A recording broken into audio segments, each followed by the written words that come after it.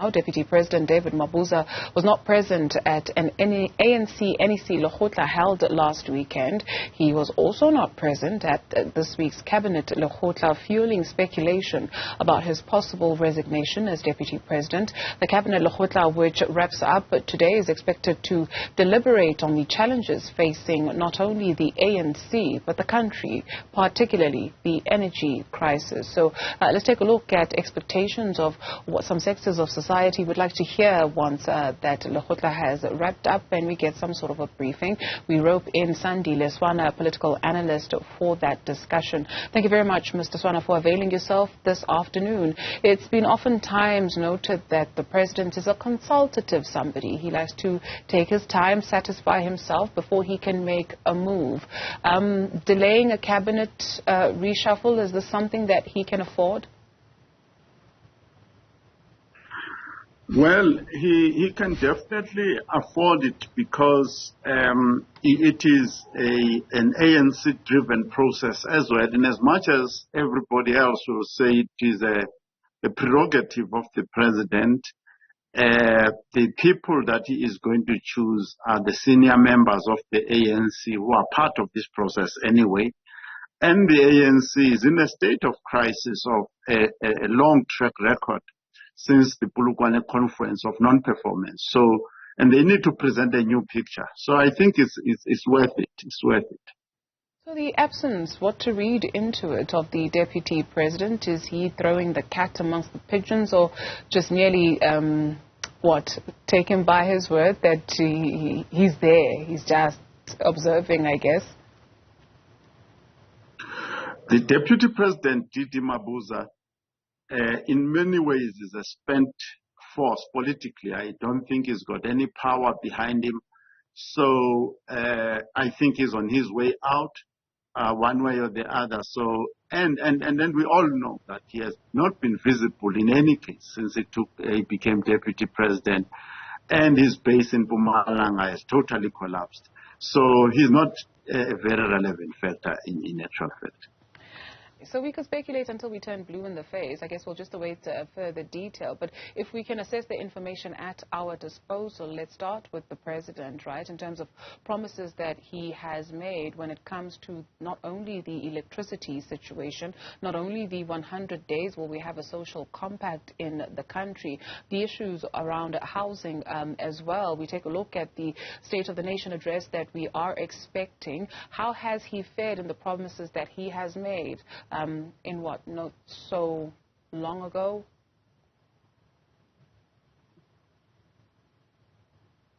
Yes, obviously we have to say all of this, what is being discussed in the lekgotla, is going to be in the State of the Nation address. Indeed, it is relevant to say from the previous State of Address till today, what is it that has been done, what has been achieved, what has not been achieved.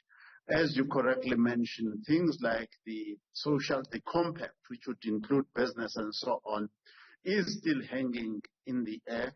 I listened to a presentation about the lekgotla from Gungubele, stating that the investors need to agree to certain things, Treasury needs to agree. So that compact is just simply not there, and that determines how much money is going to be used at what speed. To correct the things that need to be corrected, some of them being unemployment, the numbers of employment that Cyril Ramaphosa has promised since the start of this term, by the way, have not been realized. The level of capital investments have not been realized. The issue around Eskom is a conundrum, and in all fairness, I think the most optimistic pictures would say that it will be resolved within a 24 to 36 months, where somehow this load shedding will be stabilized. The ANC is calling for a 12-month solution so that by the time they go to elections, the load shedding is no longer a problem. So the lekgotla is in a very tight corner. Our educational outcomes are not what they should be. Cyril Ramaphosa has come out encouraging youth to start taking vocational courses at a time when we know that our technical colleges of old were of a higher standard than the TVETs. that are now present under the ANC and so on and so forth. And indeed, it's a correct call to call for high-quality vocational education and training amongst the masses of black youth is a correct call. But whether the infrastructure, the lecturing staff, and so on is in place, it's an open-ended question. The reports from the University of Western Cape have pointed consistently that the quality of TVET lecturers is below standard. So there's a number of things that are pending, and we are hoping that some form of start of progress will happen after the. What does that progress look like when we take a look at some of the unfulfilled promises? Can we blame the commander or his foot soldiers, or is it a collective effort? If indeed it is a collective effort, what kind of people are needed to occupy cabinet posts? There is a belief from some sectors of society that it should not be politicians.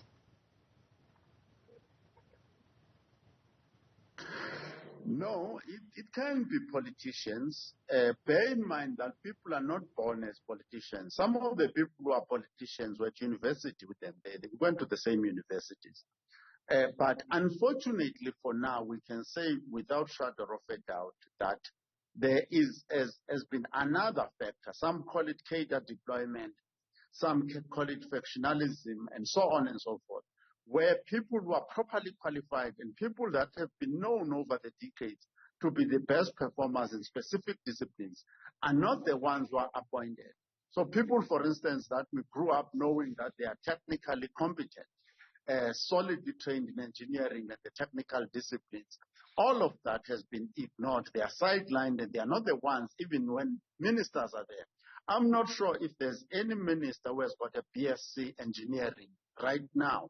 And our problems do need somebody who's got a solid training and perhaps a registered professional engineer. There's nothing wrong with being a registered professional engineer and also being a politician.